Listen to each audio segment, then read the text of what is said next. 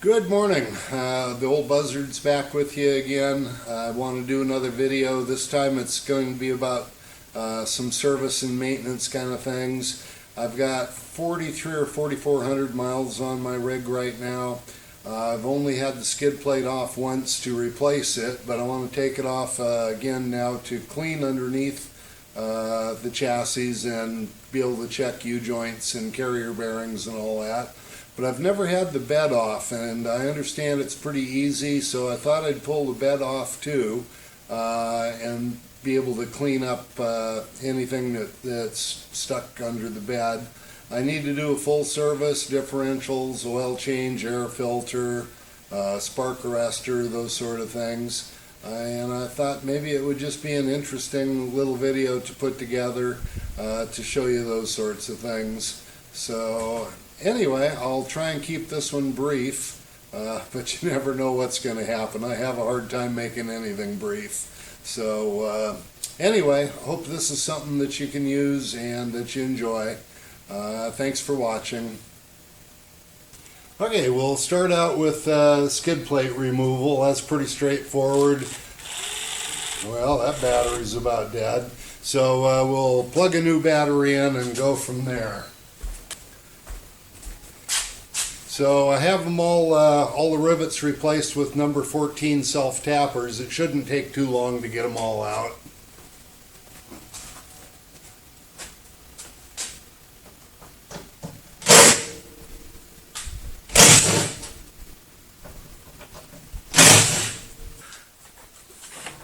Okay, I got quite a bit of the plate off, everything but the center, and it's not terribly muddy, but it's not real good either. There's a bunch of chunks under it, so I'm still glad I took it off. I'll throw them out here and knock the mud off of them. Yeah, it's pretty dirty. So one more plate to go. Some of the screw heads have gotten so mudded up that you can't get the bit in there, so we'll see if we can clean the mud out of that, or we can get the bit up in it.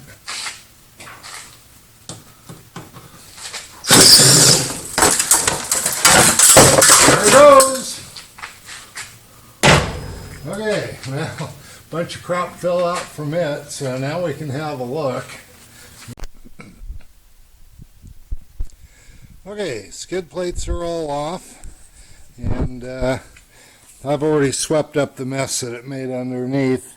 It wasn't terribly chunked up with mud, but it's good enough, or there was enough dirt and mud that I'm happy I pulled them off. And besides, I think, like I said, it's just as much for an inspection as anything else. So there we go. You know, I'm looking for signs of any kind of fluid leaks. And I know it's going to be hard for you to see up here, but looking for fluid leaks, checking out the universal joints. Now, I'm not sure how much play. See, there's play in the, I'll call it the yoke, but I can't see any play in the actual universal joint. The carrier bearing, of course, is mounted in rubber, and it flexes up and down a little bit easier than I thought it might. But again, there's no play in the universal joints. There is no zerk anywhere that I can see in the carrier bearing or the universal joints. So it doesn't look like I've got any fluid leaks up here. That U-joint is real tight. Now to check the suspension components, now I'm going to lose my terminology. I'm going to call them ball joints. Are those ball joints? They would be in a car, I suppose. But to check those properly, you actually have to unload the suspension, and that means jacking it up so you put all the tension from above and leaves the whole bottom area dangling. On old cars where the spring plate came all the way down here, it was real easy just to jack it up from the spring underneath the spring and unload the suspension. But in this one I'll have to figure out how to jack up the, there we go, how to jack up right up in here to put all the weight on the spring and not on the suspension itself. Then we can check ball joints. The steering feels real tight. Those U-joints feel real tight. That one feels tight. We'll do a better inspection once we get it outside and get undercarriage pressure washed. But I thought I'd just give you a quick showing what it looks like underneath right now. So, sorry, got a bad voice, but anyway, yeah, I don't see anything that jumps right out at me. And actually, looking up into the engine compartment, it actually looks fairly clean, but I'm going to pull the bed off anyway. Okay, so the next task is going to be to pull the bed off so we can get a look underneath it and see what things look like. In order to do that, you have to pull these uprights off of the roll cage. You have to pull these panels off down here in order to get to the wiring for the tail lights, to unfasten the tail lights. And of course all the bolts in the bed itself. I believe there's instructions in the owner's manual for doing this, but I'm told it's real straightforward.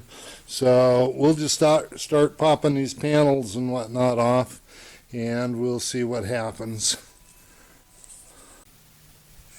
Okay, I've got all the screws out that I need, I believe, to get the bed out. I'd really encourage you to look at the book for all the screw placements, because there are a couple that you might not suspect. I actually pulled a couple more that I shouldn't have pulled out, but that's no big deal. But let's see if it'll come out now.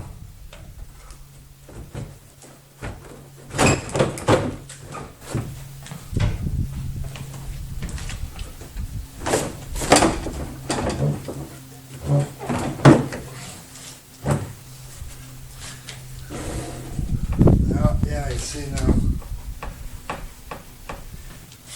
I guess these are supposed to come out with it, so I shouldn't have pulled that apart. I've got a little more to do before. See, I got all this wiring unhooked, but I mistakenly took the screws out of this. This whole thing should lift up with it. I may have to remove my spare tire carrier to get to it. I don't know, but I've got a little more to do. Okay, what I said about this whole rear unit with the lights and everything coming off, that would be easy if I didn't have the bumper on, but I don't want to pull the bumper off, so it looks like the best solution is just to clip these wire ties. See, the wiring from the tail light is wire tied up here to the bed. So basically I should just have to clip some wire ties and replace them when I put it back on. That's a lot easier than pulling that whole bumper off. So there, that's loose. You know, that's interesting because I wouldn't even have had to unplug or anything. Doggone it. The instructions always leave a lot to be desired. You wouldn't have had to unplug the lighting. And see, I've got my rear turn signals wired through here too. So I was going to go ahead and just make some waterproof splices. You can see the stub there. I had to cut the turn signal wire on both sides. I wouldn't have had to do that if the instruction had just called for cutting those two wire ties. So I'll go do the same on the other side and it should be ready to lift out. I also took my spare tire carrier off of it so that I'd have well, not the tire carrier, but the chainsaw carrier, so I'd have a little more clearance. But yeah, well, part of the reason I do this is so you can learn from my mistakes. Okay, I think it should lift right out now.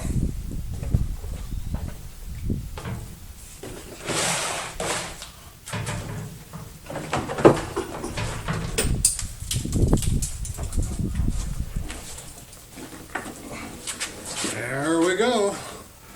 See, heat shield and all. We'll take this outside. And let's have a quick look at what's underneath there.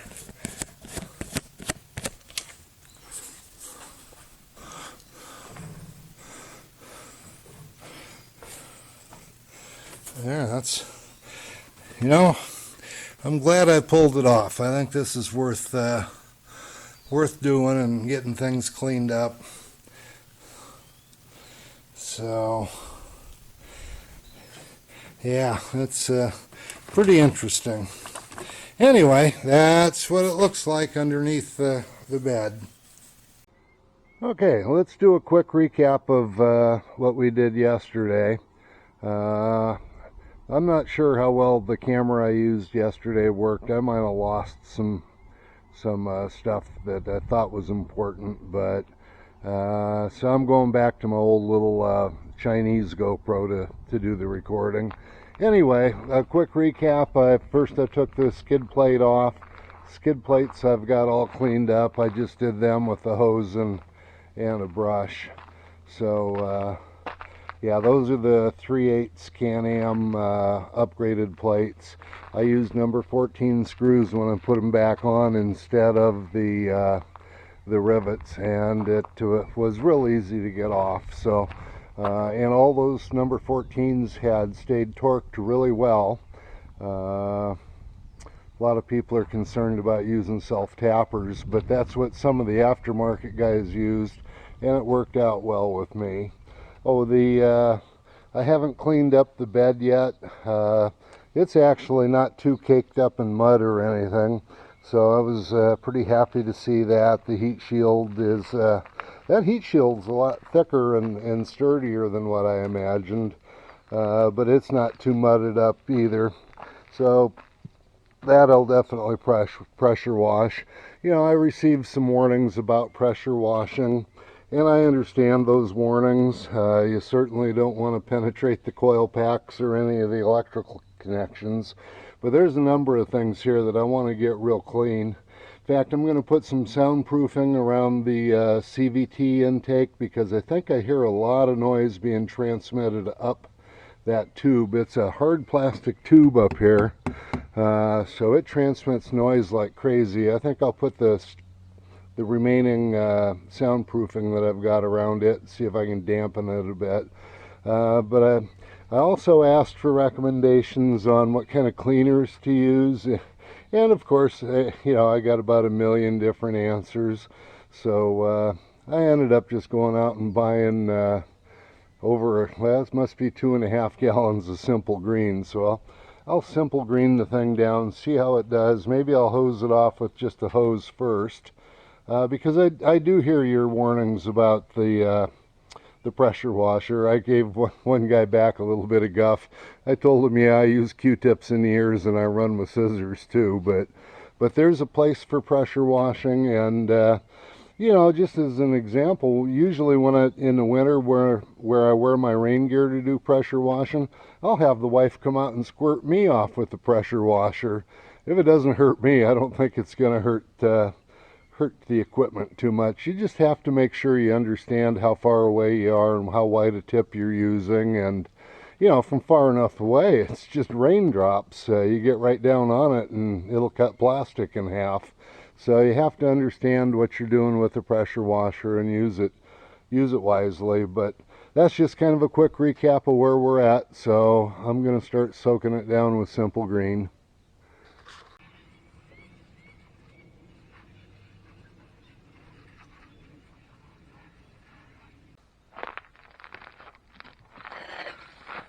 Okay, I let it sit until it started drying up, and I hosed it down again with Simple Green. And we'll start with a hose instead of the pressure washer.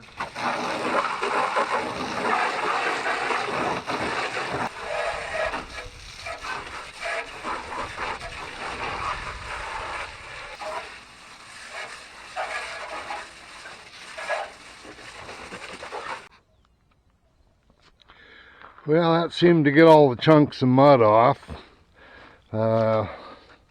but it doesn't really seem to have brightened anything up. I was hoping it would brighten stuff up a bit, and so, you know, that's the major goal, was just to get the chunks off and whatnot. But I don't know if you can see, it still left quite a bit of mud stuck to the intake tube there. And anyway, I've got one can. Oh, there's a ton of mud left on the, oh, you can't see it, but on the intake, I'm sorry, the exhaust for the CVT. So I've got one can of Engine Bright. I think I'll try a little Engine Bright on it and see how that does. Okay, so that wasn't gunk Engine Bright, it was just gunk engine cleaner and degreaser. It's a multi-surface citrus-based product, so it's had about 10 minutes. That's what it says to do. And we'll turn the hose on and see how that does. If I'm not happy, I may get the pressure washer out.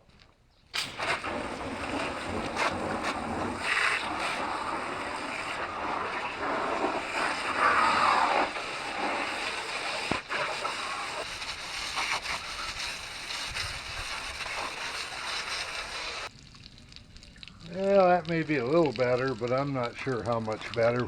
Got to wait for it to dry a little bit to see if it brightened up. Okay, let's blow it out a little bit and accelerate the drying process.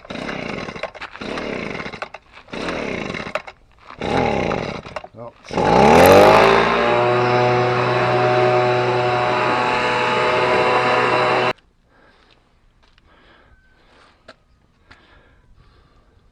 That's a little better. Not much better, but a little better.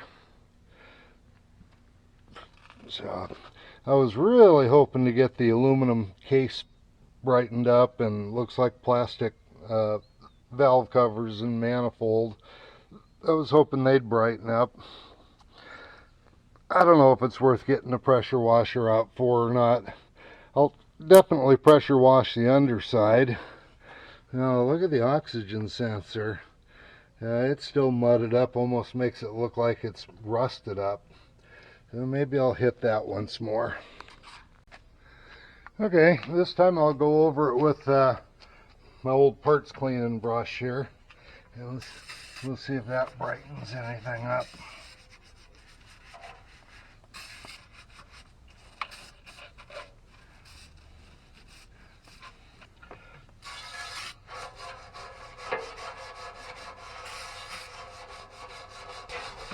Oh boy, nothing beats a little bit of hand rubbing. Of course, I'm sure a number of you know that already. But I'd sure like to be able to figure out how to clean without so much elbow grease. That seems to help a lot, especially on the muffler heat shield. It's taking it down and making it bright. But there's just so many nooks and crannies that you can't get a brush into.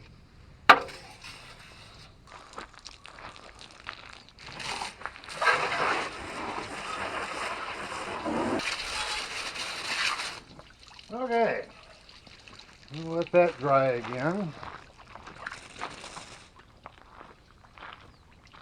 But I think you're going to find that did clean up and brighten some of the aluminum and the tin and the thing. Okay, now you can see that if you did want to take the time to work everything with a parts brush and some gunk, you can get the sheet metal to brighten up, you can get the plastic to brighten up, you can get the aluminum to brighten up a bit. Still didn't get as much off it yet. It must be more porous than the sheet metal. But yeah, there's no substitute for elbow grease. But let's see if we can get it to start now. And I have blown it off and let it dry for just a couple of minutes. So let's see what happens. Takes a licking and keeps on ticking.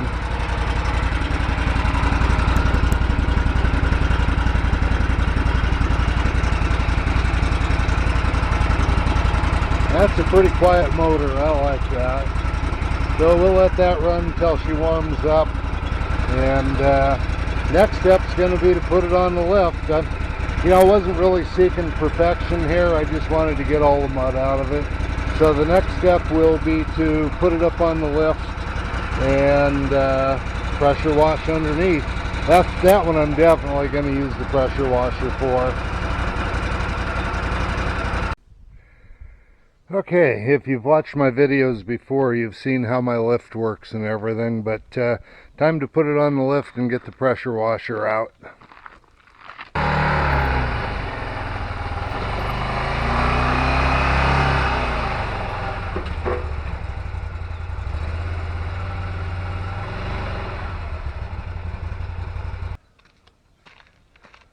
Now, I don't know if you could tell or not, but I got enough water down the CVT intake that I got water in the belt.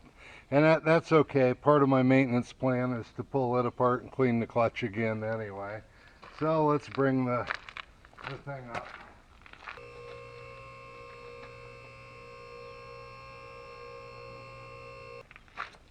That'll be like watching paint dry. We don't want to do that to you. Okay, we'll soak it down with simple green now.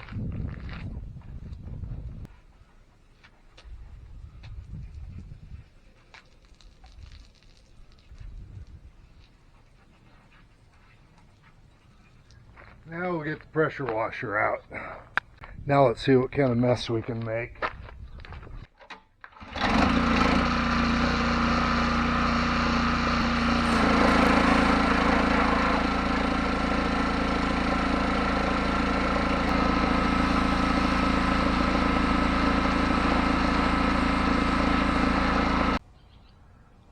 Okay, next thing we're going to do is start a real good inspection. I'm going to go over every one of the hose clamps I see, make sure they're all tightened down. Then I'll probably pull this rear cylinder plug and have a good look at it. We'll take a wrench and we'll put a wrench on everything. I don't expect to find anything. Everything looks in real good shape, but it pays to have a look anyway.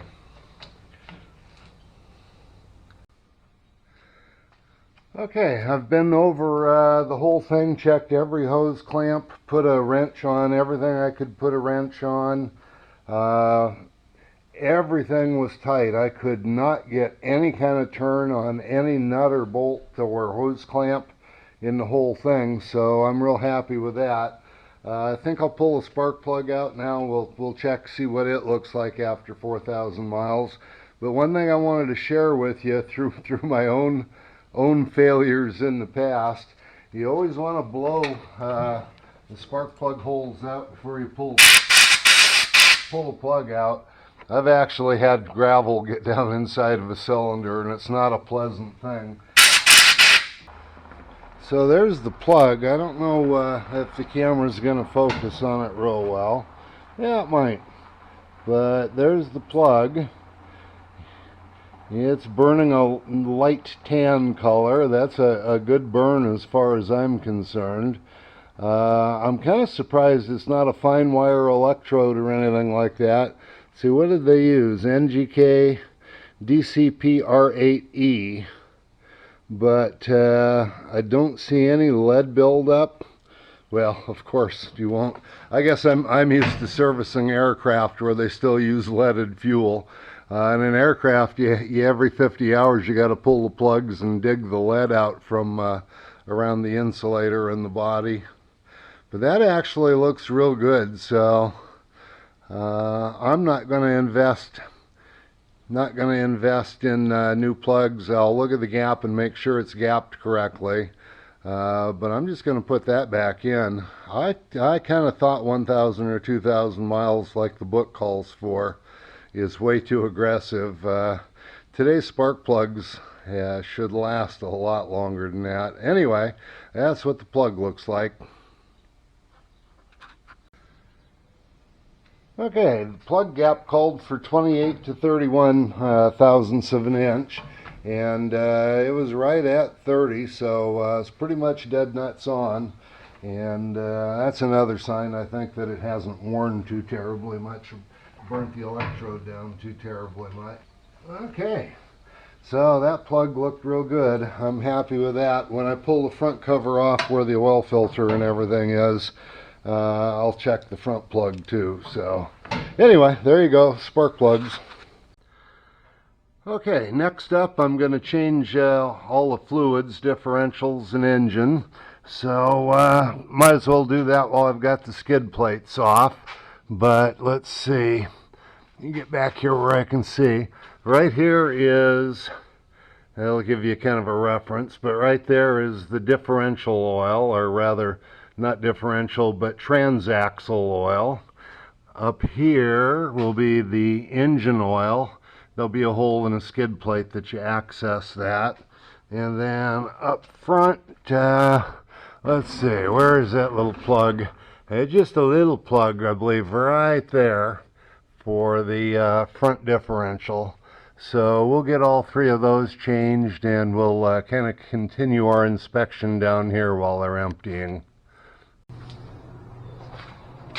Okay, I'm really fortunate to have this car lift. It's a really good investment for a lot of reasons, but this isn't a hard thing to do, you know, up on jack stands either. So let's pull an oil plug, and so I got my drain pan under. Oh, Jiminy, that was in there good.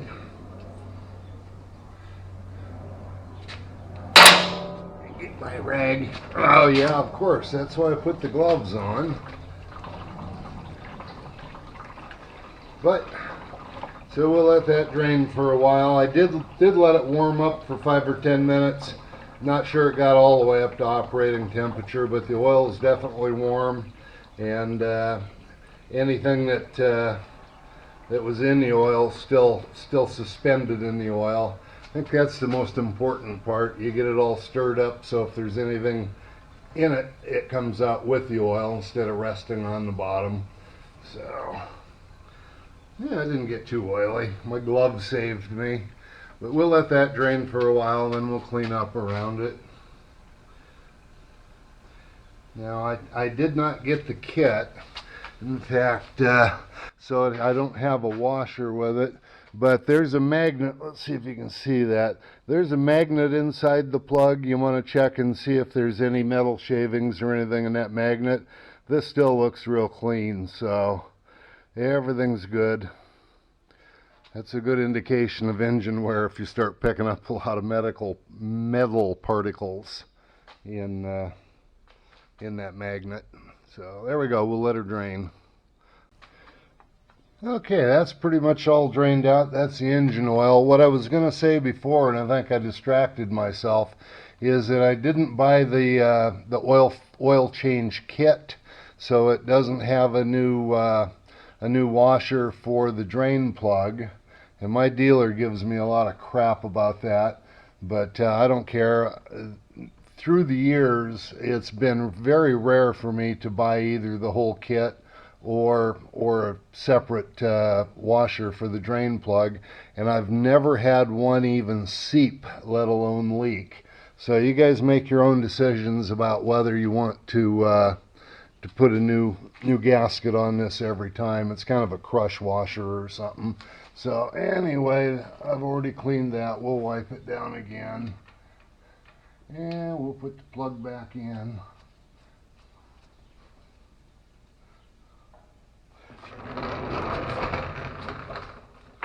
And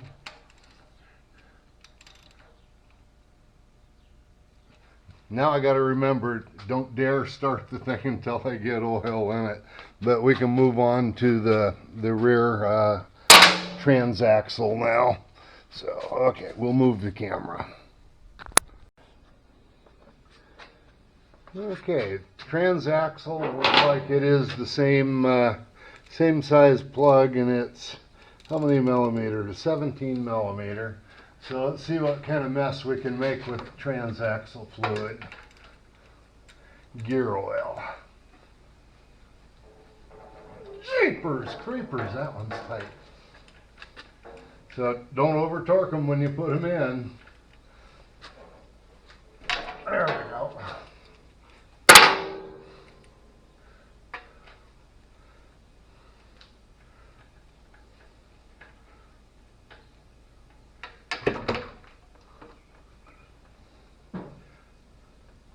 nice and clean. It looks brand new. So let's see, is this this will be the second transaxle change. I think I changed it first at, yeah, was it about 1,000 miles? I've got a record in the house, but I don't have it out here. I think I changed it once at 1,000 miles, and it was real clean and nothing in it at the time. Oh, now this one does have, let's have a quick look here. So this has some metal shavings. Yeah, we're going to have to clean that up. I don't know if you can see it or not, but there are some metal shavings in this one. I'm dripping oil, so I got to quit. But I got to go clean this plug out and get all the metal shavings off it. They all look real fine. I think that's fairly normal. But, well, that's why the magnet's there. Anyway, I'm going to quit and let that drain.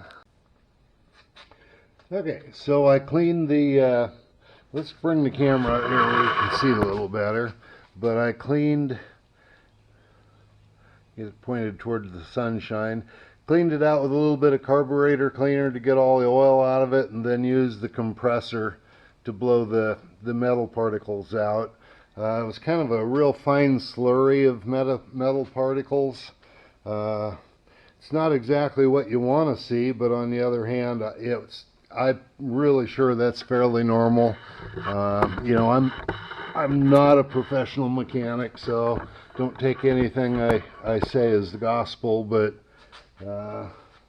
I'm not going to worry about it in a transaxle. Now, if I saw that in the engine, I'd really keep an eye on it. But for the transaxle, it's gear on gear, so, and yeah, I haven't abused the transmission very much, so I don't know what to say. It's normal to me. Oh, that's nice and oily. Make sure that the plug is cleaned.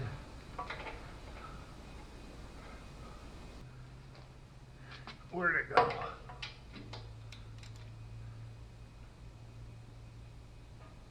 There, that's good and snug.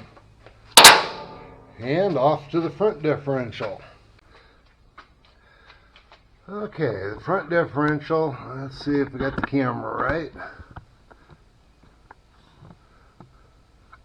The front differential is a Torx T30 to get the plug out. And it's right there. Yeah, that one wasn't in real tight, so I didn't over torque it last time. Let's not drop the plug.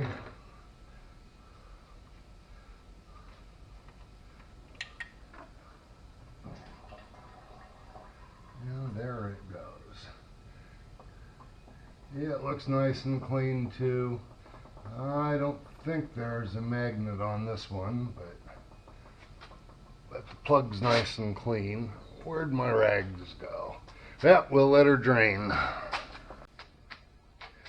Okay, the front differential's all drained out. We'll clean that hole up a little bit and put the plug back in. Okay, this looks pretty scary, and it is, especially with this thing being up on the lift. But as I was saying a little earlier, the only way that I know that you can really check ball joints and suspension components that normally are carrying a load is to jack the vehicle up from underneath the spring, in this case underneath the shock in the spring, so that there is no load on the ball joints or A-arms. This is the only way that I know that you can really do a good inspection. Maybe a professional mechanic knows another way. They sure don't make it easy, but you notice I've got maybe a 1/4 inch of clearance underneath the tire now. So the suspension is not carrying the load on that side. And the idea here now is I'm going to let it down where I can really get a good grip on the tire and wheel, and that way I can check wheel bearings and you know, suspension components. You know, I don't feel any flex there. But let's see, if I were just to set the camera over here, would we be able to capture it? Let's see how that looks. Yeah, close enough, I suppose.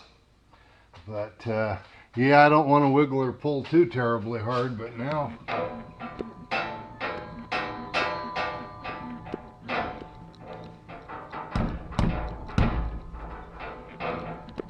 I'm going to put my glasses on, but I don't see any wobble in the U-joints at all.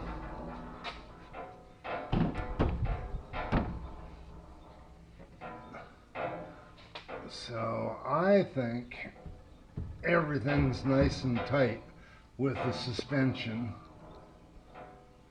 And yeah, a guy could get a little pry bar and pry on the ball joints a little bit to make sure there's no movement in them. But like I say, it's just hanging, suspension's hanging off of the spring now with no load on anything. So if there was going to be play, check it horizontally and check it vertically, and I don't see a thing moving, so I think everything's tight like crazy. Let's let this back down on the ground. We'll do the same thing for the other side. Oh good, safe again. So we'll just repeat it on the other side now.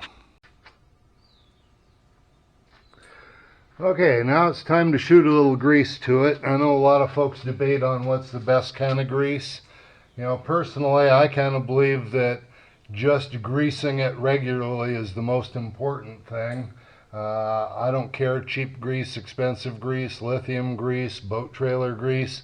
Just grease the thing regular. And while I got it up on the rack, it's pretty easy to get to most of these. So we'll shoot some grease in the lower arm, and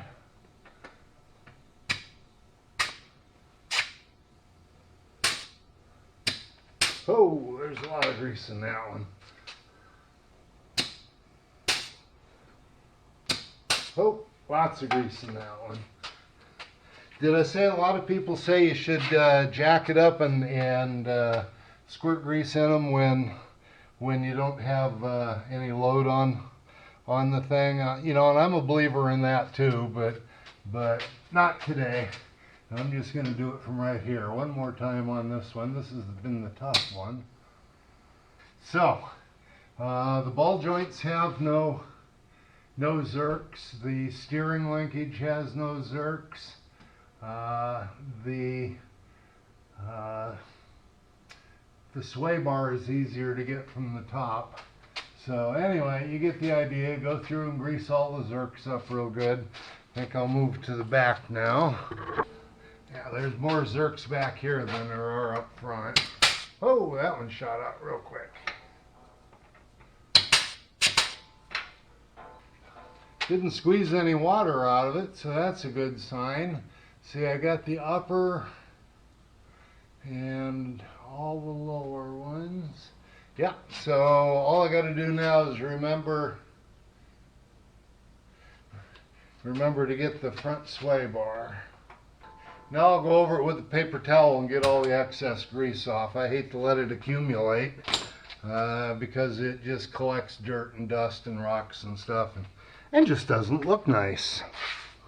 So you don't need to see me clean it.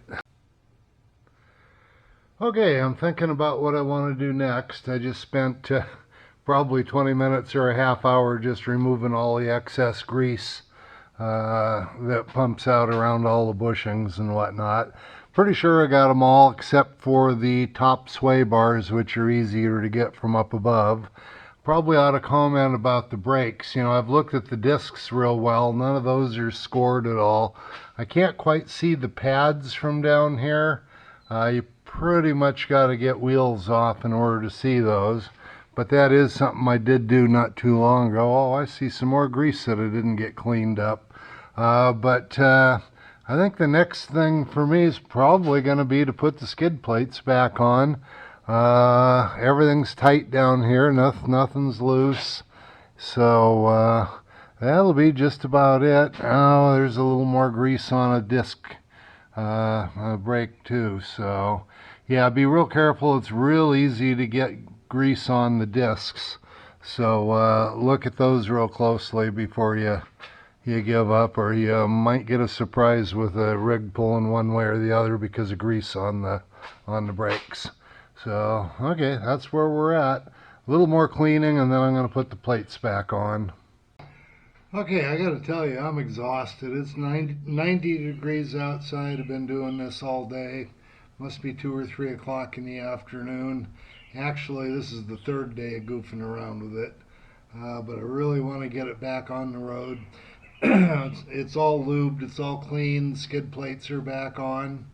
And before I drop it down to the ground and put oil and everything, I thought I'd put the A-arm protectors on it.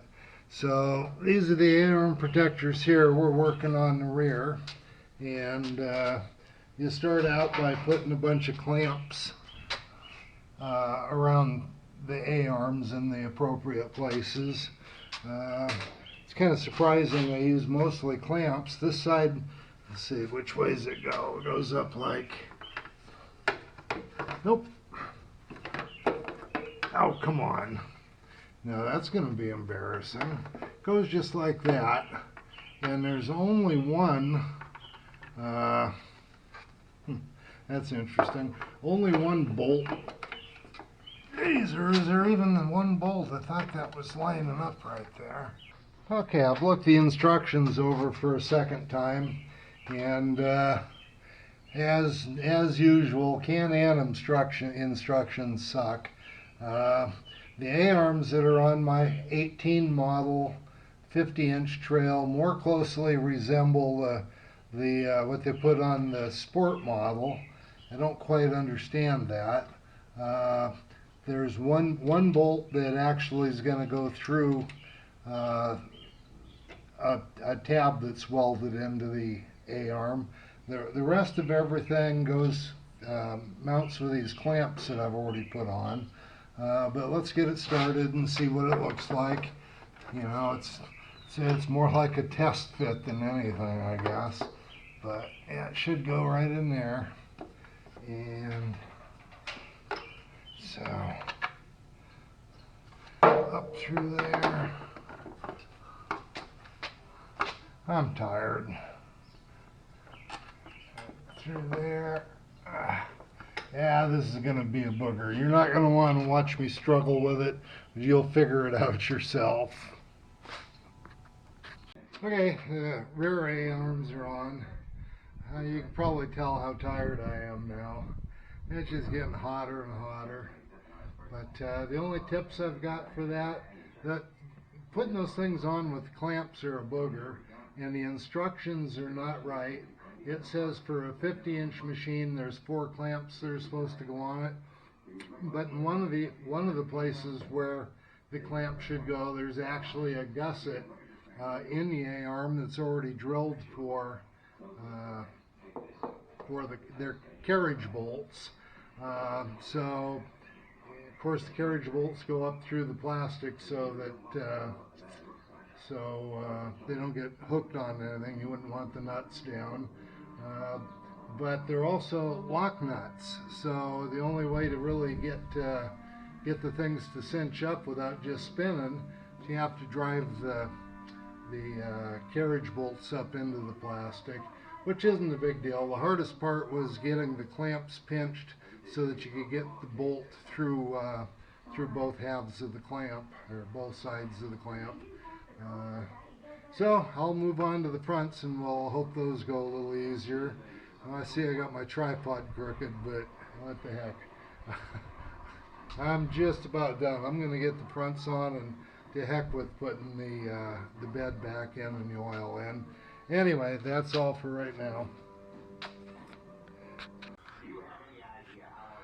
Okay, that's it for the day. Let's see. It's not going to get a good exposure on that. But the front A-arm protectors went on a lot easier than the rear ones did. There's plenty of room to get your fingers in here to squeeze the clamps together and get things aligned and whatnot. So they're all on, and I'm just cooked. So that's going to be enough for today. The only thing that I've got to comment about on these is that, you know, it comes with these kind of funky little, I call them CV boot protectors, really. And the instructions don't say that the new protector slides up underneath on the bottom.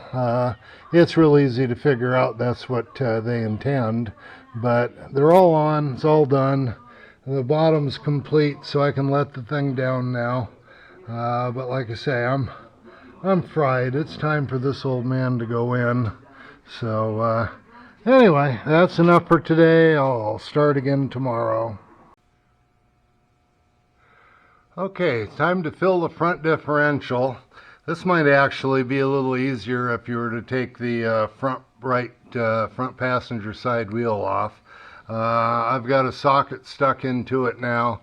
It's pretty hard to get back in there. It's real cramped. Don't know if I'll be able to get a picture or not. Let's see. Let's come around from behind and have a look.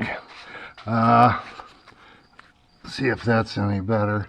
That's really hard to see in there. But there's a plug on the front side of the differential, passenger side. Takes 14 ounces of 75/90 weight GL5 oil. Several different choices available. And if you don't want to use Can-Am's oil, which is awful expensive, just about any 75/90 GL5 works out just fine. But we'll get the draining going here, or the filling going in just a second. Okay, I chose Mobil 1 full synthetic 75/90 for the front differential. It was a bunch cheaper than BRP. In fact, I found my old jug of it, and it was like 27 bucks for the quart, and this is about $10 cheaper. I have faith in the Mobil 1 name. You'll also find out that if you're astute anyway, it's called Synthetic Gear Oil Lubricant LS, and LS means limited slip, so it has a friction modifier in it. And while the book doesn't call out anything about a friction modifier, I don't know if it's supposed to have it or not, although I read a ton before I picked up the oil, and the limited slip friction modifier is supposedly not an issue at all for a standard differential. I don't know how the Visco lock really works, but we're going to give this a try, see what happens. I've been assured by a number of places, that number of sources, that the limited slip is okay. So anyway, 14 ounces, you know, just a little less than a half a quart, and basically you just fill it up until it runs out of the plug. So we'll go give it some juice and see if we can get this plug in there, the hose in anyway, to start filling it.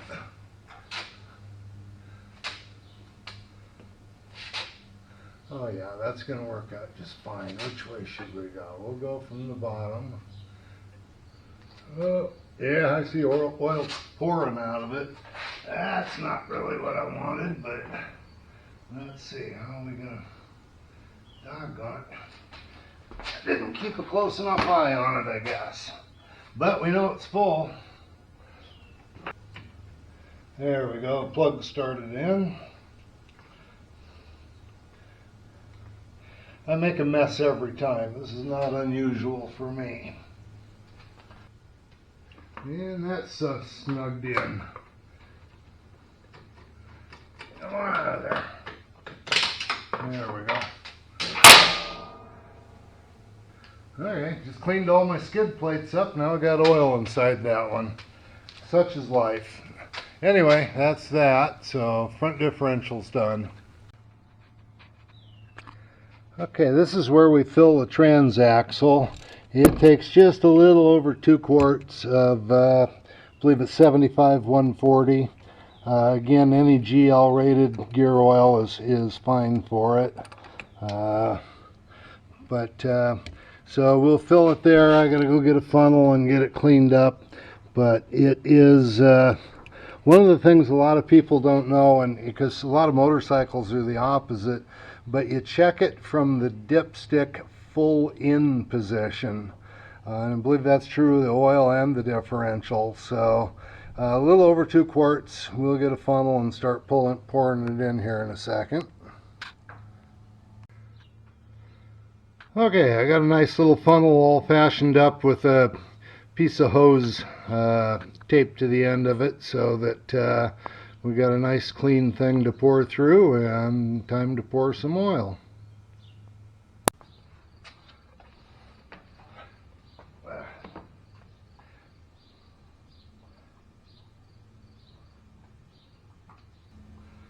Okay, there's 1 quart.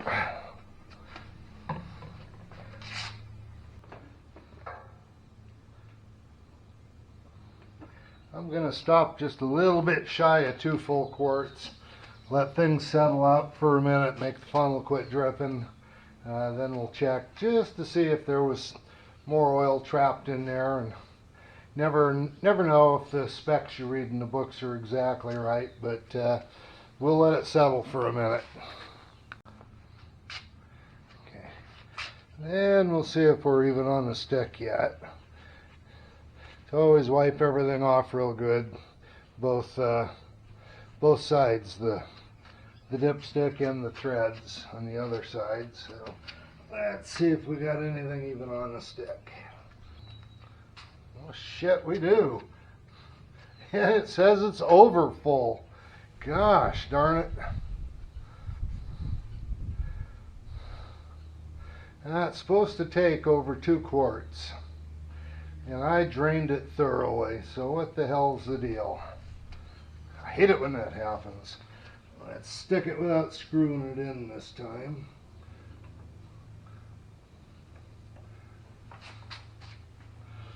And it's just about right if I don't screw it in. I think I'll go read the directions a little and see if, double check to make sure I'm right. You're supposed to screw it in to check. Okay, I double checked, and yes, you are supposed to check the fluid levels, both the transaxle and the engine oil, from the fully screwed in position. So I'm going to have to suck some of this back out. This little pump's handy, so that shouldn't be too big of a deal. And I'd say that's just about right. So that's where she's going to be. And that's about it. So we'll be cleaning the spark arrestor. It's a little screen in between the tailpipe and the muffler. But let's just concentrate on the oil filter now. Okay, the seats are out of it. I've got the inspection panel off of it. You can see, I'll put that down, change hands here. The oil filter is underneath, there we go. The oil filter is underneath this cover right here. There are three little bolts. I believe they're 8mm heads on them. And the bolts are spaced evenly. The rear one you have to feel around to get, but it's in the same location. It's just the 3rd bolt, again, evenly spaced. So you got to get those out. When you put it back in, be real careful that you get the cover kind of snapped in evenly and torqued down evenly, or you'll break an ear off it. So it's going to take me 2 hands to do this, but I'm just going to pull those 3 bolts out. Okay, there's the cap off the oil filter, and notice the bolts are spread very evenly around the circumference. And the rear bolt is really hidden. You can find it with your finger, but you're not going to see it from outside. You got to find that rear bolt by feel. So the oil filter's still in it. I don't have any idea why I wasn't smart enough to put a rag underneath. I did lose some dirty oil under it, but now we'll pull the filter out. Slippery, there we go. Okay, there's the old filter there. Whoop. There's the old filter. Let's get it out of here. Fumble fingers. Okay, so there's what the filter looks like. I'll take it over here and let it drain a bit. You notice it's got the Rotax name on it. So we'll just put that right there. And now I got to go clean my fingers up and clean out where the oil filter, where it was. Okay, I've let it drain a little bit, but now you want to go through and look inside the pleats. You can't see it like that, but I'm separating the pleats out, and I'm looking for any kind of signs of metal particles or anything. Everything's looking just fine, and yeah, so there's no problems engine-wise with it throwing chips or anything like that. Hang on just a second, and I'll grab a K&N filter. I bought K&N this time. Somebody mentioned that K&N was crap on the website or on the Facebook page the other day. K&N's been a respected filter manufacturer for a long time. So let me grab the other filter, the brand new one, and we'll kind of have a look. We'll see, kind of count the number of pleats and look at its construction and see what kind of difference we can tell. Okay, here's the new K&N filter on the left, and the Rotax filter on the right.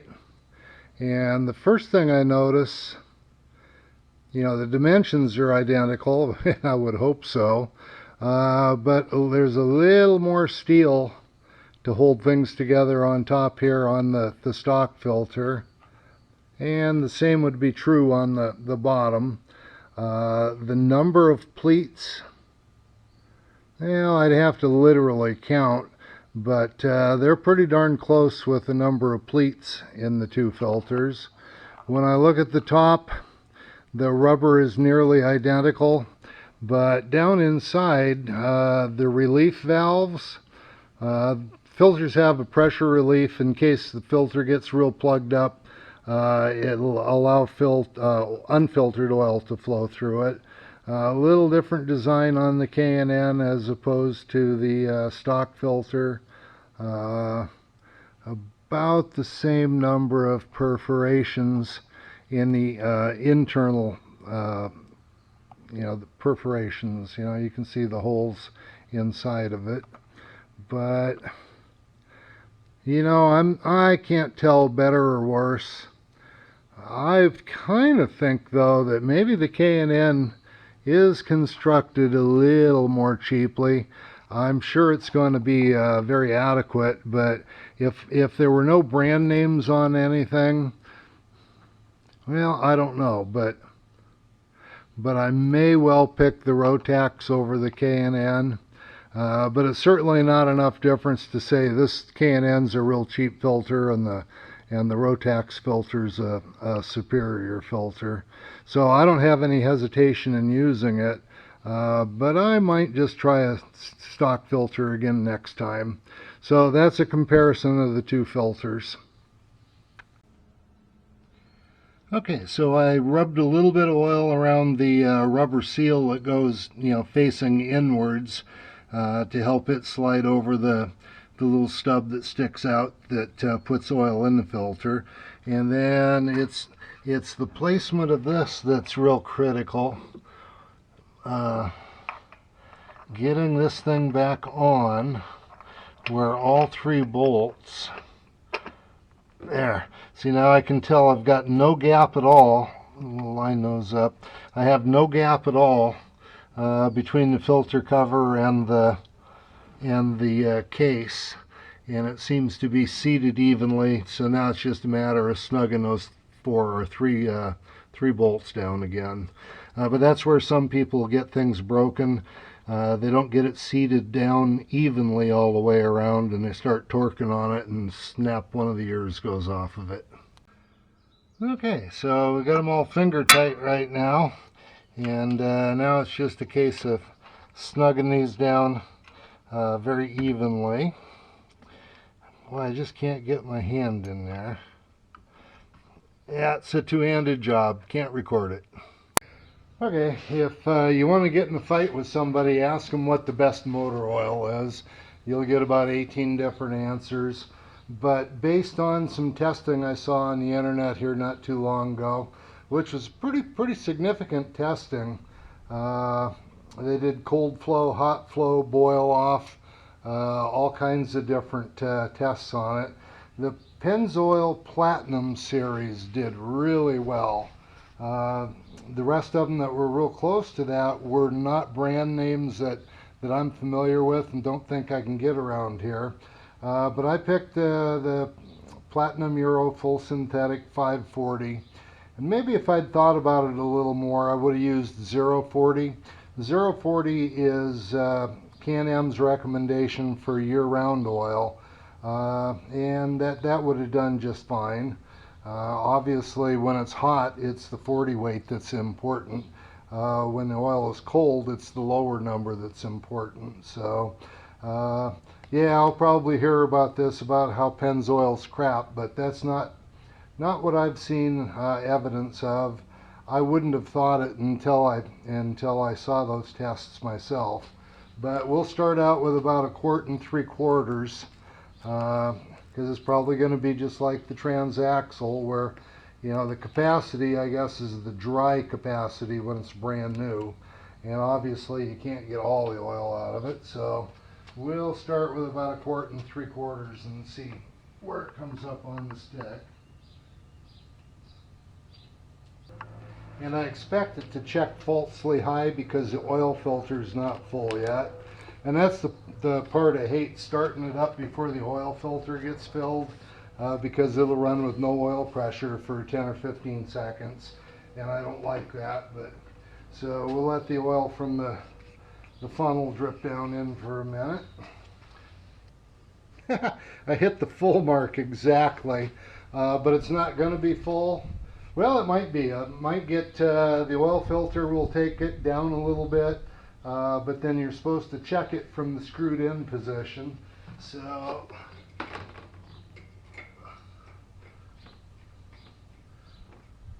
we'll start it, let it idle for a minute until we see the oil pressure's up. There is an idiot light for oil on the dash.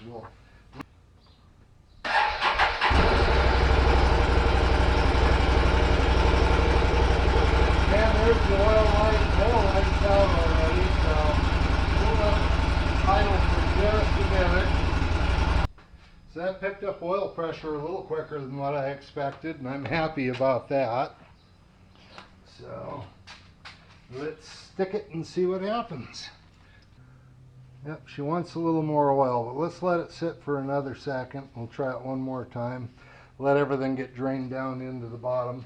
You're supposed to check them when it's cold is what it says, so I assume that means after it's set for a bit. It's so clean, it's hard to say. I think it's right at the min, so I'm going to pour a little more oil in it. Right at max, so I'm happy with that. Okay, so she got fresh oil everywhere, fresh grease everywhere. And, oh man, I see more grease to wipe off of the upper A arm on the rear here. I like a clean machine. That all looks good. Okay, so that's enough of that. Okay, air filter. Oh, there's just 3 little clips to pop here. And open them up. Pull that off. There's a gasket around here that you want to make sure is intact and laid flat. But this is the original filter here. I blow it out real often, and you want to look for streaks. If there's any streaking, you know, some parts dirtier than others, then it probably indicates that there's a hole in the filter somewhere. This one I think is still a good filter, but I bought a new one for this my major service anyway. And then inside,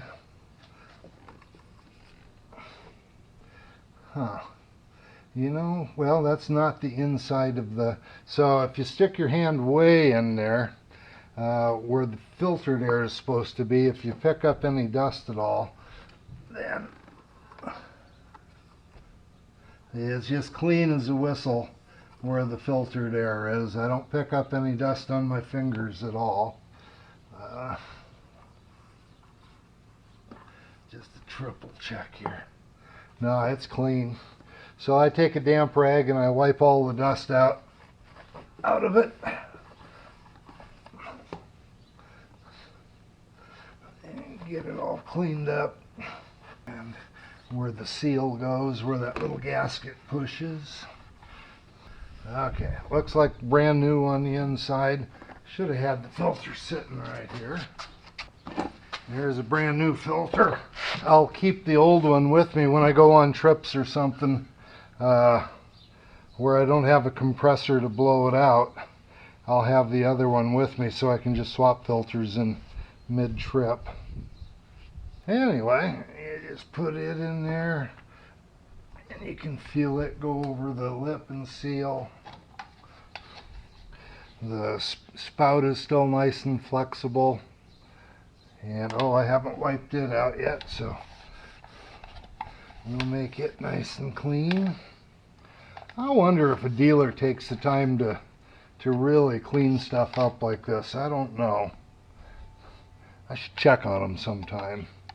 But one more notch to clean out here where the seal is. It's dusty around it. Lots of dirt.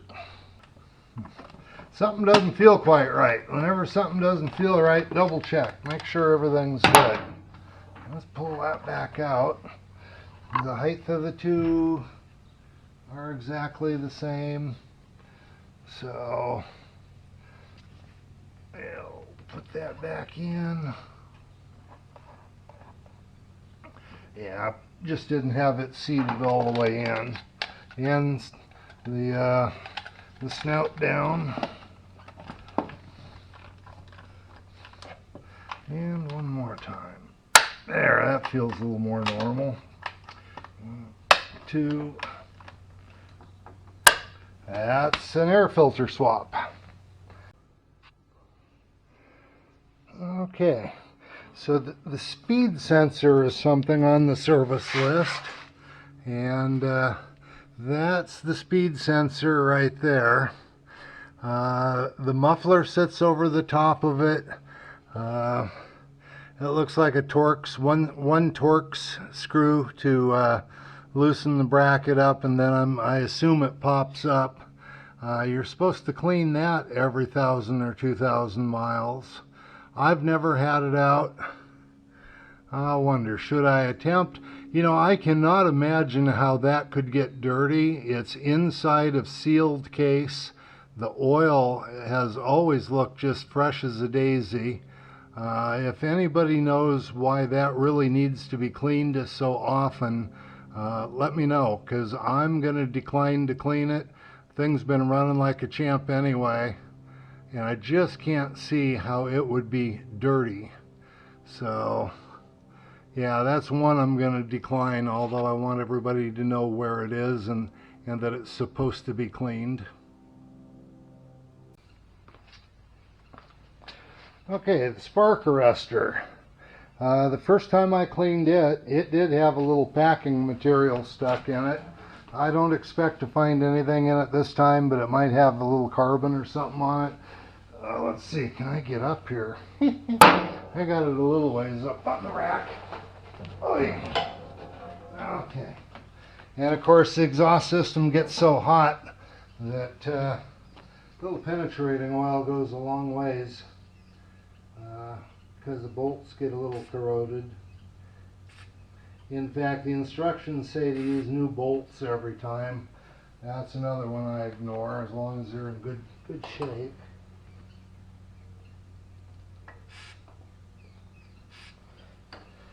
But I got a little penetrating oil on each of them, so we'll see how that does.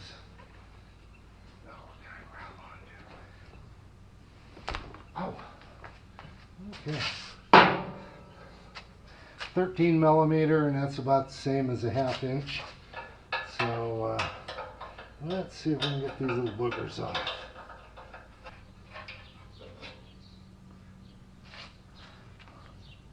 And it's got a gasket on it, but again, I'm not going to replace the gasket. I'm just going to clean the spark arrestor. And oh, there's the spark arrestor. Yeah, you see it. We got a camera shot of that. Yeah, it's got quite a bit of packing around it right now. So we'll pull that packing off, and I'll get a little wire brush and I'll brush it out. So I'd say that was worth doing. That had a little bit of packing material in it. We'll brush her down a bit. Okay, that's cleaned up good enough for me. We'll just put that right back in there and reverse the process. And you don't need to see me tighten bolts down. Okay, one more project before we put the bed back on it. I've got enough dust proofing and soundproofing in it. I'm getting a fairly quiet ride out of it right now. But I'm still getting noise over my left shoulder, and it sounds like maybe it's engine noise being transmitted up the CVT intake. So I have some extra soundproofing left over, just some little scraps here that I'm going to try and use, and we'll get the CVT air tube dampened down a bit. Oh boy, am I ever getting tired of this. It's 90 degrees outside again, and there's just one task after another to do, but I think I've got it whooped. I haven't put the bed back on it yet. I want to go through the checklist first and see if I've really hit everything that I want to. But yeah, I thought I'd go through the checklist. So check fault codes. It doesn't have any. Pre-ride inspection, yeah, that's all good. Engine oil and filter, done. Gearbox oil, done. Yeah, gearbox, they say every 2,000, what is it? 3,000 kilometers, and then every 2 years or 6,000 kilometers. So yeah, I've got faith in it now that it's not going to get contaminated. Engine air filter, I replaced it. Inspect steering system, it's all nice and tight. Tie rod ends, ball joints, all nice and tight. Boots are good. Wheel bearings are checked for play, that's good. Suspension arm bushings and wear plates, they're all good. Tighten the rear suspension upper A-arm fasteners. I couldn't get anything on them, so that's good. CV joints and rubber boots, good. Lubricate suspension arms and stabilizer, done, that's all good. Clean and inspect the brake system. So I didn't do that this time, although I have in a recent past. Brakes are good. Front differential's been oil changed. Battery's been good. Propeller shaft for abnormal play, I'm pretty sure they're good. There's a little more play in the splines, not in the U-joints themselves, but the splines. I can't remember what they call that, the tailpiece or some such thing. But I'm pretty sure that's normal. Clean exhaust pipe and muffler area, done. Clean muffler spark arrestor, that's done. Valve clearance, I had to shop do that at about 1,000 miles. I'm not going to worry about it. Fuel vent, breather filter, that particular area that the filter's in stays nice and clean. I'm not going to worry about it. I still need to check the drive belt and clean the pulleys, but I'm going to do that after I get the bed back on it. Inspects centrifugal levers and rollers of drive pulley. I'd really like to do that, and I might see how difficult it is to get the secondary off of it. Inspect and lubricate drive pulley hub needle bearing. That takes a couple of special clutch tools that I don't have. I don't know if I'll buy the tools or if I'll just take it to the dealer and say, hey, do it. Inspect and lubricate drive pulley, yeah, did that. Uh, Output shaft seals, everything's dry, so all the seals are good. I'll go through and tighten cage fasteners, but I've done that in the past. It's all good.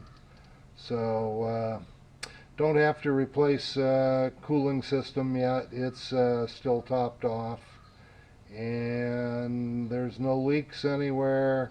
I have not checked fuel pressure, but it runs just fine. Now here's where it says replace spark plugs, and that's at 2,000 miles or 100 hours, whichever comes first. I think that's ridiculous. I've looked at both plugs. None of the electrodes are burned down at all. They're still gapped where they're supposed to be gapped. So I'm not going to worry about plugs either. Clean vehicle speed sensor, I talked about that a little bit. It looks like a booger to get out, and I can't imagine how it would get dirty. And that's it. So I think I've been through all the maintenance procedures that I want to go through. So anyway, with that, we'll move on to the bed. Or you know what? It's so hot. I think I'll just hit that in the morning. So yeah, so tomorrow's tasks will be to put the bed back on, get it all put back together, pull the clutch cover off, pull the belt off of it, clean the shivs, and make sure that's as good as I can get it. But all in all, I really didn't find anything wrong or that needed to be addressed. It gives me a little more confidence to get back out in the deep woods again. I hate to come back on the end of a Polaris tow rope. That would be embarrassing. So anyway, yeah, I was so proud to have towed a Polaris Razor out one day. Caught fire. So anyway, I'm sure I'm all done. Yep, here's the section in the owner's manual that talks about taking the bed off, how many places to take it off. The one thing it does not talk about, you see on this picture down here, it shows the whole bed. Come on, computer. See, it shows the whole bed coming off even with this tailpiece. But you don't have to do that. If you've got a rear bumper on it, you've got to take the bumper off first, and I didn't want to screw with it. So there's only a couple of screws that hold this piece down here to the actual bed itself. So just popping those two screws off helped me a lot. So it was just the bed. I didn't have to take that bottom piece off. Anyway, that's it. I'm through the checklist. I'll do the bed and the clutch tomorrow. I'm going to go inside in the air conditioning and take it easy now. I just got back from the cardiologist this morning. I kind of wondering if there's something wrong. I do not have the stamina or the breath that I used to have. You could probably hear me breathing hard on some of the videos. So I thought I'd get that checked out. And no point pushing it. Too darn hot. We'll see you tomorrow. Okay, it's the next morning. The heat in the evening or afternoons here has really been getting to me, so I haven't been able to put real full days in. Just been exhausted by the time 2 or 3 o'clock comes around. This has taken far longer than what I hoped it would. I want to get back out and ride again, but so check the condition of the radiator. The radiator is nice and clear and clean. Brake fluids are up. But something I did want to show you back here before I put the bed on. A lot of people find that their coolant tank here is loose and wobbly.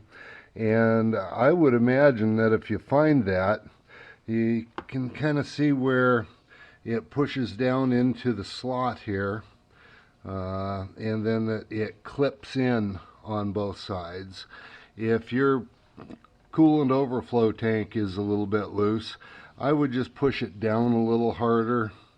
and get these tabs to slip in. That feels pretty secure. So that may be what you're experiencing if that tank is flopping around a little bit. So I'm just about to put the bed back in. So I've got to get the bed in. Last night before I quit, I took it back outside again and I cleaned up some of my oil spill from when I changed oil here. I should have put a rag underneath the filter when I pulled it out, but I got that cleaned up. I've got to put that inspection panel back together. That front spark plug was just as good as the back one, so I'm not changing plugs. But I think the only thing other than reassembling the bed and putting that inspection panel back on is going to be to pull the CVT cover off of it and to clean the belt and have a look and see. I might try and take the secondary pulley off and get a look at the rollers, but the clutch has been working just fine, so I'm not too worried about it. Anyway, that's the plan for today. One more quick comment before I put the bed in.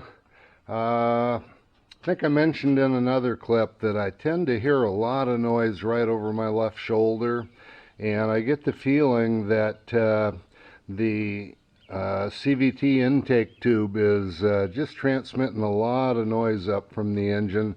So I've taken a little bit of sound deadening material and put it a little bit around that. It was just scraps I had. I don't know if it'll do any good or not. It's kind of ugly looking job, but nobody can see it anyway, so I'll let you know if that seems to do any good. But I get the feeling a lot of noise gets transmitted up, and it just kind of reverberates right out of the tube there. So looks like nothing's in the way of setting the bed in. All the wires are out of the way. There's no tools left in it. So next thing, we're going to set the bed in. It'd be nice to have two people to do this, but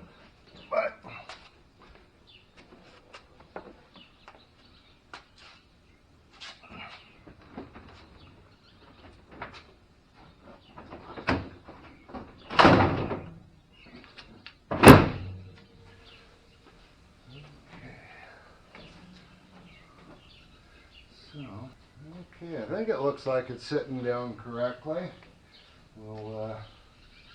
We'll go over it a little more, but that's that for now. Now let's see if we can remember where all the bolts came from. So, yeah, that would appear to be one. Okay, 5 of them in the bed. I'll get them all started before I torque anything down. There's 2 of them that hold the tail lights kind of up into position. Now these are the ones that the manual doesn't tell you to take out, and that makes all the tail lights and everything lift out right with them. But again, if you do that and you have a bumper on it, then you got to pull the bumper off. So I didn't want to do that. The ones with the plastic squares over them, they go in here. And everything centered itself, so now all we got to do is tighten them down. So I won't bore you with tightening screws up. Okay, now we'll plug the tail lights back in. See, I've got those all dielectric greased. I did that a little earlier. In fact, I did that when... Well, come on now. Oh, let's do it the right way. That way. And we'll make sure it's clipped down. And then I've got turn signals on it, so I've got an extra connector that you may not. It's all dielectric up too. And then we'll get it clipped in. That's the... So, signals are back in. Lights are plugged in. Got to do the same thing on the other side. Okay, next we got to put the roll bar braces or uprights back on it. So we'll get those slid down in there. That goes there. There. You know, I think I've got a wire on the wrong side of it, so we'll pull that back off real quick. Yep, that looks much better.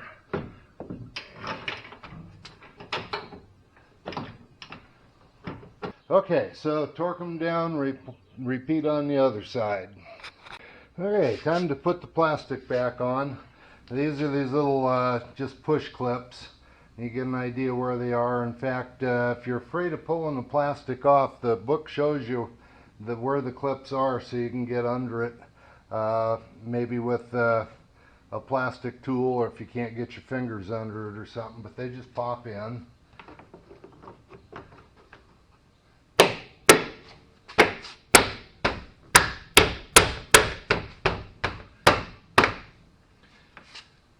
And there's one push on the passenger side, this little plastic push clip. And there. They're all in. And let's see. Pieces, more pieces. And of course this, air filter's all done. Yeah, we're complete here. So that's got to go like that. And there's a couple of tabs here that slide in there. And little quarter turn fasteners. And repeat on the other side. Okay, something I discovered while I was putting the other side on, these roll bar uprights have a little hole right here, and they're not perfectly symmetrical, so you got to make sure that that hole right there goes to the inside. This is for the other side, but the holes on these uprights go on the inside, otherwise they don't fit just right. That would be easy to miss, but as I was torquing it down, I could see things were a little crooked, and it fits better the other way. It's a hole to the inside. One more task to complete. Everything's put back together. I've still got the seats out of it because I'm going to wash it before I really consider it done. But one more task to accomplish. I'm going to pull the belt cover off and pull the belt off, clean the shivs, and take care of that. You don't have to take a wheel off in order to get to the clutch. It just makes it a lot easier. So we'll jack it up here and get a wheel off real quick, and we'll see.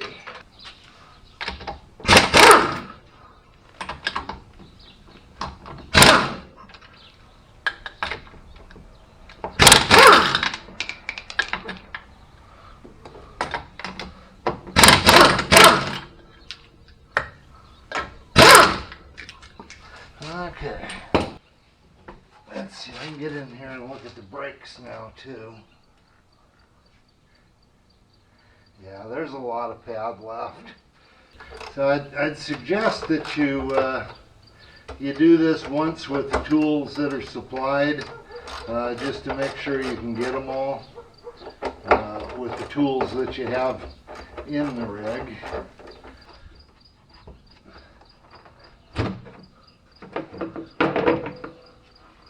There's the clutch.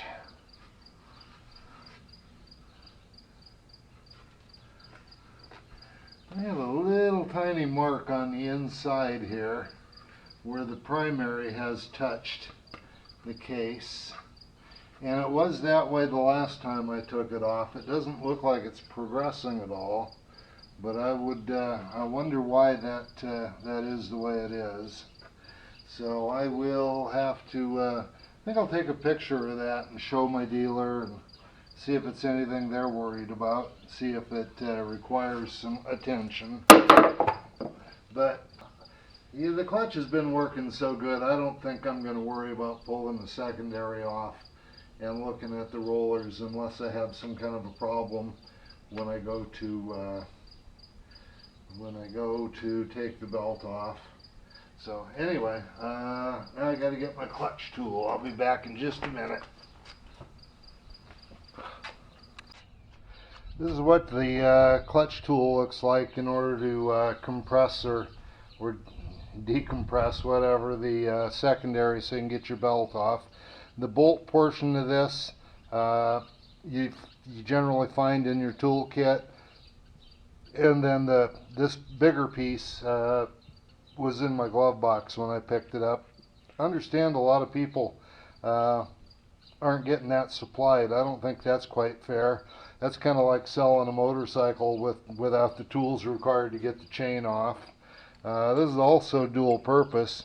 That's a T25 right there, so it gives you another Torx that you can use. So I think you can probably see this. So you just screw this in here.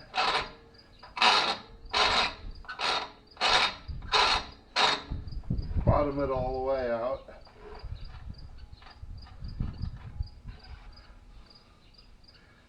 And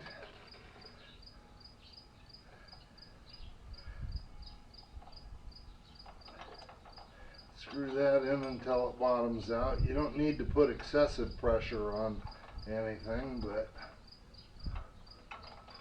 there, the pulley's wide open. Now, oh, my fingers.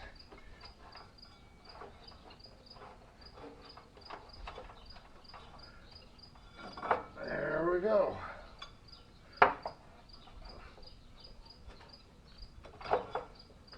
Come on.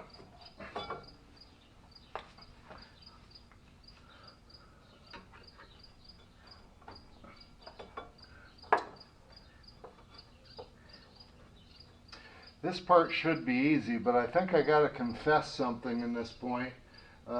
This part of the frame here, I think I've bent up a little bit, so it's making the belt a little more difficult to get off. Yeah, I don't see an easy way of bending that back down without weakening it further, and I don't want to do that. So there we go, the belt's off. And I don't see any excessive wear or anything on it. It looks good, although I will take it inside and I'll clean it up real good in the sink with some dish soap.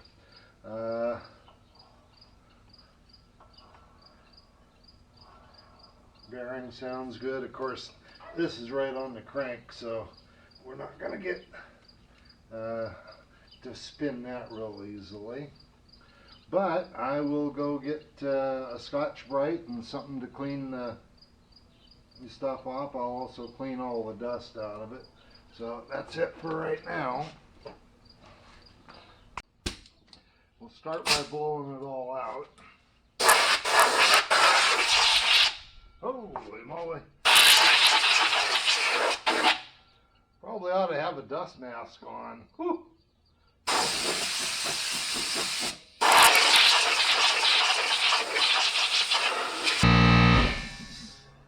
Okay, compressor stop. So there is a gasket in here, so be real careful of it. But I'm going to clean that whole channel out where the gasket is. You saw how much dust came out of it. And I think I cleaned it not too long ago. So it can really accumulate the dust quickly.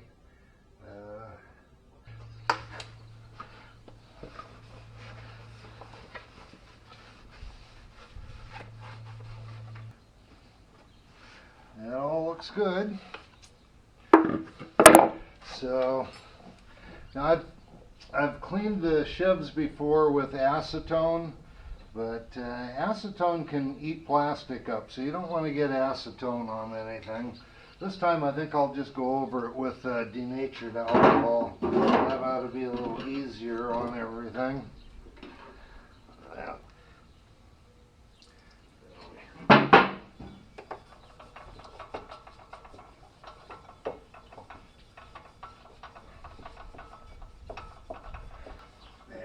clean. And we'll wipe her down with a paper towel. Yeah, I am getting some kind of residue off of it. It's on my hand. A little bit on the paper towel. So whether that's aluminum oxide or rubber, I don't know. But that's why we do it.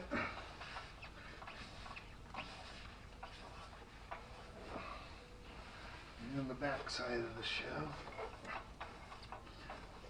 Okay, now the front pulley.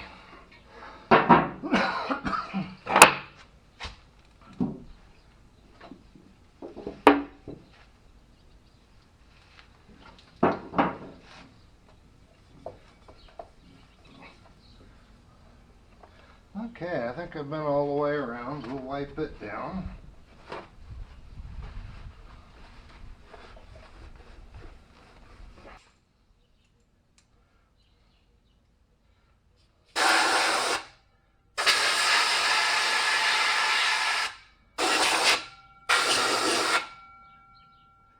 Okay, we'll go in the house now and we'll clean the belt.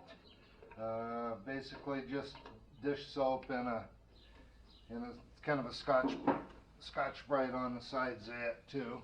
So I'll be back in a little bit. Okay, the belt's all washed up. Everything looks real good. There's nothing frayed, no big wear marks anywhere. The pulley does have, or the belt has arrows on it. It says rotation. So you want to take it off and put it back on the same way. I understand the rotation marks, it doesn't have to be on that way. It can be on the other way. But you want to put it on the way that it came off. And in this case, rotation from this side is counterclockwise. So we'll just get it back on.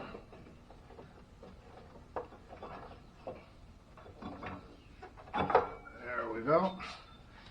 And we'll let pressure off.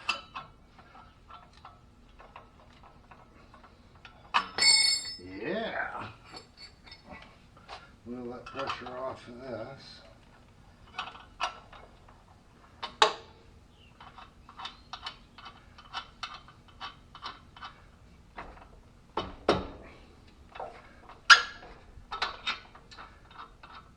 And the pulley's not coming back like it should. And that happened the last time too, which kind of gave me concern about the rollers.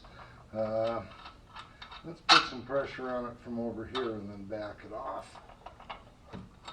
Well, don't know.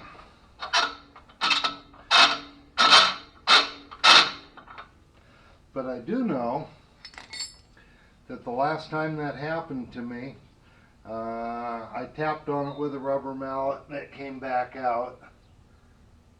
But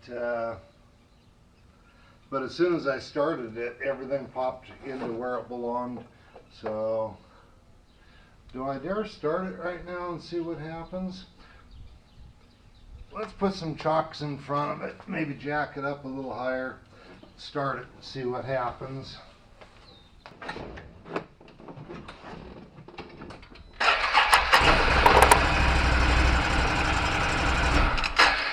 I think I heard it pop down already.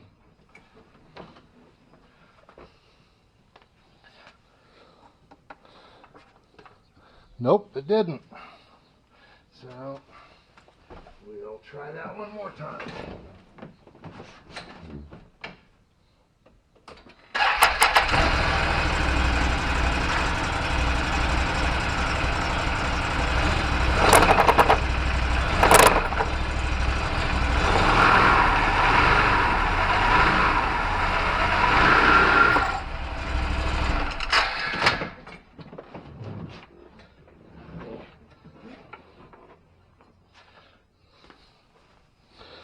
Okay, so the clutch did pop back where it belonged. Sounded kind of nasty, but that's something I'm going to ask the dealer about. I'm going to tell him that I'm going to tell them what happened like that. That's twice now I've had to do that. And that may be an indication that the rollers are not doing their job inside the secondary. And since it's under warranty, I don't want to mess with it. And we'll see what the dealer says. But it's time to put it back together. So I had the plug out of it when I drained the water out of it. We'll put the plug in. It's just a little quarter turn thing.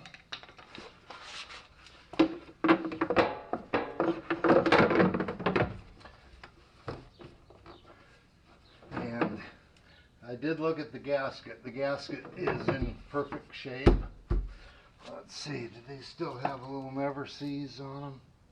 Yeah, they've still got some never sees, so I'm not going to worry about never sees in them again right now.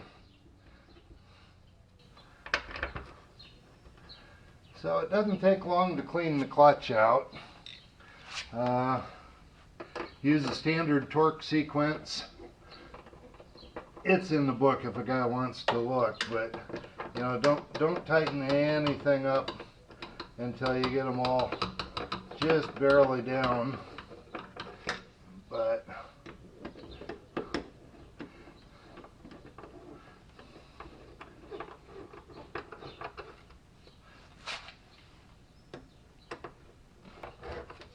remember, they're just threaded into plastic, so they don't take a lot of torque.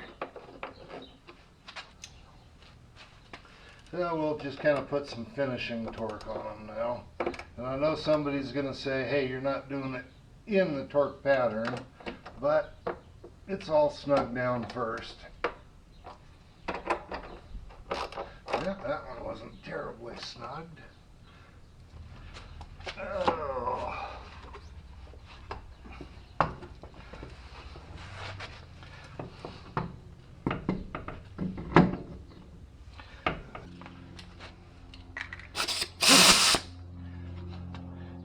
Just turn that on low.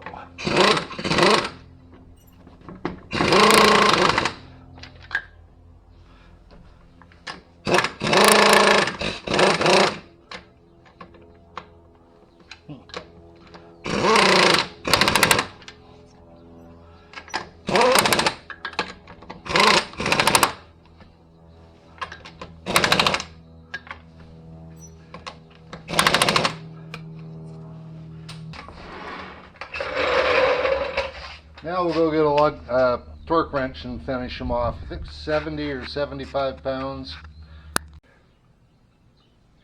One thing I didn't do while I had the wheels off the ground was to check for rear wheel bearing play. So I'll put the jack back under it, lifted it up. We'll bang on them a little bit and see.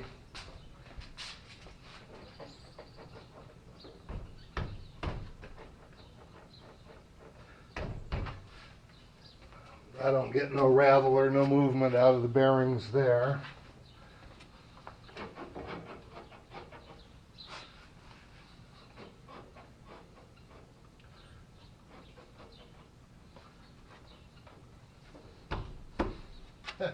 They're a soft enough tire, you got to really be careful that you don't mistake the tire flexing for the wheel moving. That all looks good, so 74 foot-pounds on the lug nuts.